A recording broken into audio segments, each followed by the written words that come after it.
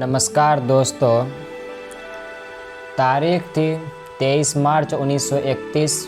लाहौर का central jail आज इंकलाब जिंदाबाद के नारों से गूंज रहा था। जेल में मौजूद हर किसी की आंखों में आंसू थे और दिल में अंग्रेज़ों के लिए नफ़रत। पर आज सबकी आंखों उस 23 साल के नौजवान को निहार रही थी जो अपने दो साथियों के साथ मुस्कुराते हुए फांसी के तख्ते की तरफ जा रहा था। आज आप लोगों को देखने को मिलेगा कि कैसे हिंदुस्तानी क्रांतिकारी अपने आदर्शों के लिए हंसते हुए मौत को गले लगाते हैं।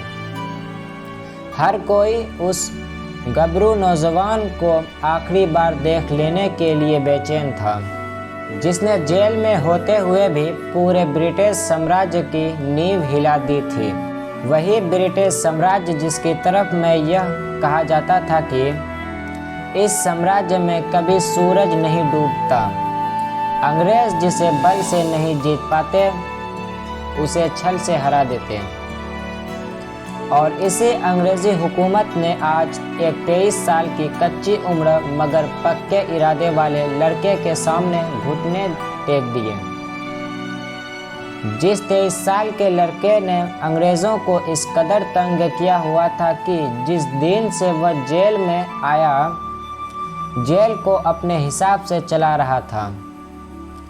हद तो यहाँ तक थी कि जिस जेल की दीवारें कैदी अक्सर भागने के लिए तोड़ते थे, उसी जेल की दीवारों रात के अंधेरे में चोरों की तरह खुद जेल प्रशासन को तोड़नी पड़ी, क्योंकि जेल प्रशासन के अंदर ना तो इतनी हिम्मत थी और ना इतनी हैसियत कि वहाँ भारत के उन 3 वीर सुपुत्रों की लाशों को जेल के मेन गेट से लेकर जा सके। जिस अंग्रेज़ी हुकूमत को आपने शैतानी दिमाग पर नाज था, उस अंग्रेज़ी हुकूमत के पूरे सिस्टम का दुनिया भर में तमाशा और मजाक बनाने वाले उस लड़के को आज यह 1.5 अरब लोगों का देश सर झुकाकर शहीद आज़म सरदार भगत सिंह, जो पिता सरदार किशन सिंह का घमंड थे, जो माँ विद्यावती देवी की आंखों का तारा थे, जिससे पंडित चंद्रशेखर आजाद छोटे भाई की तरह प्यार करते थे, जिसे सुखदेव और राजगुरु दोस्त नहीं बल्कि अपने ही जिस्म का एक हिस्सा मानते थे, जिसने जेल में रहते हुए भी अंग्रेज़ी हुकूमत का ग्रामर बिगाड़ दिया था, वही सरदार भगत सिंह 23 मार्च 1931 की शाम अपनी फांसी के तय वक्त से 11 घंटे पहले फांसी के तख्ते पर सुखदेव और राजगुरु के साथ खड़े थे। इंकलाब जिंदाबाद, इंकलाब जिंदाबाद, इंकलाब जिंदाबाद। मौत से कुछ इंच दूरी पर खड़े होकर ही भगत सिंह फांसी के फंदे को ऐसे देख रहे थे जैसे कोई आशिक अपनी महबूबा को देखता हो। फांसी के फंदे और भगत सिंह की इस प्रेम कहानी की शुरुआत ठीक आज से 12 साल पहले हुई बैसाखी के दिन। तारीख थी 13 अप्रैल 1919। उम्र थी भगत की 11 साल।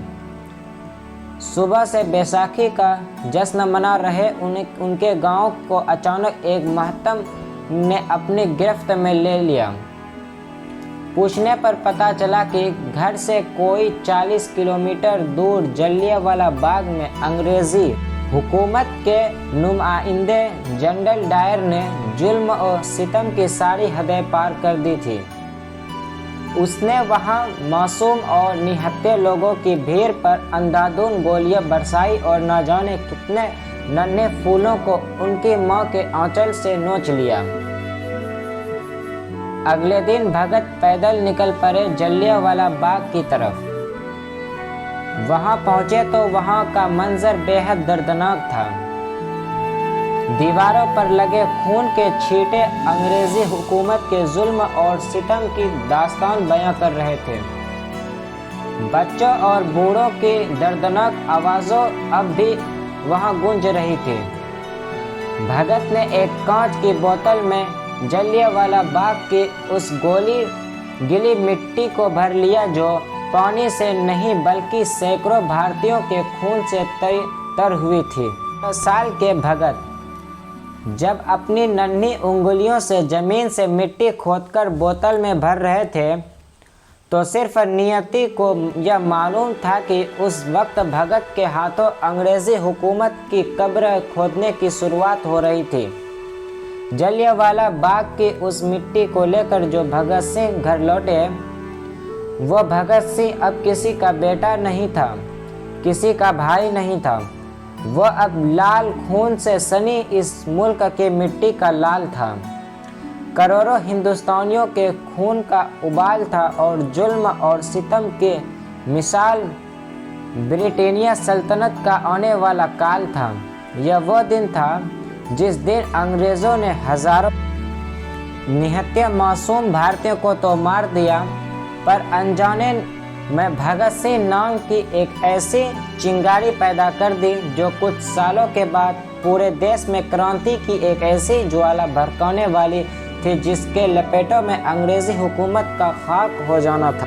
सारे मोहरे चला दिए हैं और अब मात्र सिर्फ वक्त की बात है। भगत सिंह को फांसी की तिथि बदलकर 23 मार्च 1931 कर दी गई और समय तय हुआ शाम 7 बजे का। पूरा देश उदासी और गुस्से में डूबा हुआ था। लोग उम्मीद कर रहे थे कि आखिरी वक्त में कोई चमत्कार हो जाएगा, लेकिन अंग्रेज़ों का दिल पत्थर बन चुका था। शाम का वक्त हुआ, जेल की घंटी बजी और भगत सिंह, सुखदेव और राजगुरु मुस्कुराते हुए फांसी के तख्ते की ओर बढ़े। फांसी के फंदे के सामने खड़े होकर भी उनकी आंखों में डर का नामो निशान तक नहीं था।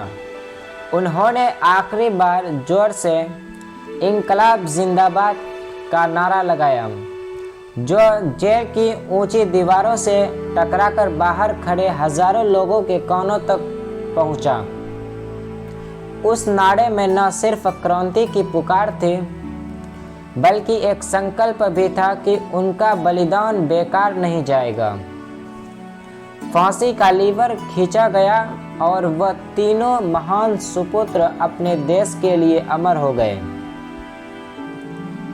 उनकी शहादत ने पूरे भारत में आक्रोश की लहर पैदा कर दी। हर भारतीय के दिल में यह भावना उमड़ने लगी कि आज़ादी अब दूर नहीं है और इन तीनों वीरों की कुर्बानी कभी भी भुलाई नहीं जाएगी। अंग्रेज़ों को भी समझ आ गया था कि उन्होंने सिर्फ 3 लोगों को नहीं बल्कि पूरे भारत के साहस और आत्मबल को चुनौती दी है। भगत सिंह, राजगुरु और सुखदेव का बलिदान स्वतंत्रता संग्राम का ऐसा प्रेरणा स्रोत बन गया जो हर भारतीय को अपने कर्तव्यों के प्रति जागरूक कर गया। उनकी शहादत ने देश को एक नई ऊर्जा दी जिसने अंग्रेज़ों की हुकूमत की नींव को हिलाकर रख दिया। देशवासियों के दिलों में आज भी उनका बलिदान जीवित है और उनकी गाथा हर भारतीय के लिए प्रेरणा का स्रोत बनी हुई है। यह वो जज्बा और जोश था जिसने स्वतंत्रता संग्राम की राह में भारत के लिए एक नई दिशा तय की और उनके नाम की गूंज आज भी देश की फिजा में सुनाई देती है। भगत सिंह, सुखदेव और राजगुरु की अमर कहानी आज भी हर भारतीय के दिल में एक आग जलती है जो कहती है कि जब तक जुल्म रहेगा तब तक इंकलाब जिंदाबाद रहेगा। उनकी शहादत के बाद पूरा देश उनके विचारों से प्रेरित हुआ। भगत सिंह की सोच और उनकी क्रांतिकारी विचारधारा ने युवाओं में एक नई ऊर्जा भर दी। उनके बलिदान ने यह सिद्ध कर दिया कि स्वतंत्रता की राह कठिन हो सकती है, लेकिन उसका उद्देश्य इतना महान है कि उसके लिए जान की बाजी भी लगाई जा सकती है। भगत सिंह ने यह साबित किया कि देश की आज़ादी का सपना तभी साकार होगा जब हर नागरिक के मन में अपने हक के लिए लड़ने का साहस और कर्तव्य को निभाने की इच्छा होगी। उनके विचार समय से कहीं आगे थे। भगत सिंह ने केवल एक महान क्रांतिकारी थे, बल्कि एक गहरी सोच वाले विचारक भी थे। उनके लेख और उनके द्वारा लिखे गए पत्रों में हमें उनकी विचारधारा की झलक मिलती है, जिसमें वह चाहते थे कि भारत सिर्फ आज़ाद न हो, बल्कि एक ऐसा राष्ट्र बने जहां हर व्यक्ति समान हो, जहां अन्याय और असमानता का नामो निशान तक न हो। आज भी उनकी कहानियां सुनाई जाती है, किताबों में पढ़ी जाती है और उनके नाम से जुड़ी हर चीज़ हमें प्रेरणा देती है। चाहे वह उनका जेल में बिताया गया वक्त हो, उनकी भूख हड़ताल हो या उनके अंतिम क्षण, हर चीज़ हमें बताती है कि भगत सिंह सिर्फ एक व्यक्ति नहीं, बल्कि एक विचारधारा थे। उनके बलिदान के बाद भारत में एक ऐसी लहर उठी जिसने अंग्रेजी हुकूमत की नींव हिला दी और स्वतंत्रता संग्राम को और भी तीव्रता से आगे बढ़ाया। भगत सिंह का नाम आज भी युवाओं के दिलों में एक आग की तरह जलता है।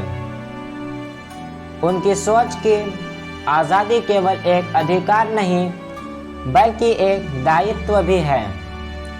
आज भी हमें सिखाती है कि हम सिर्फ अपने लिए नहीं, बल्कि समाज, देश और आने वाली पीढ़ियों के लिए भी उत्तरदायी हैं।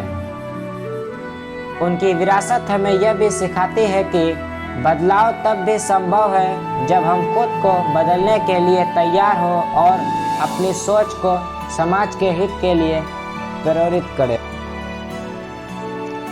हर साल 23 मार्च को देश भर में उनकी शहादत दिवस को श्रद्धांजलि दी जाती है और लाखों लोग उनके आदर्शों का याद करते हैं। हर भारतवासी के दिल में उनकी वीरता, बलिदान और उनके विचारों का स्थान है। उनका जीवन हमें बताता है कि सच्ची आज़ादी का अर्थ सिर्फ विदेशी हुकूमत से मुक्त नहीं, बल्कि हर उस बेरी से मुक्त है जो इंसान को दबाने की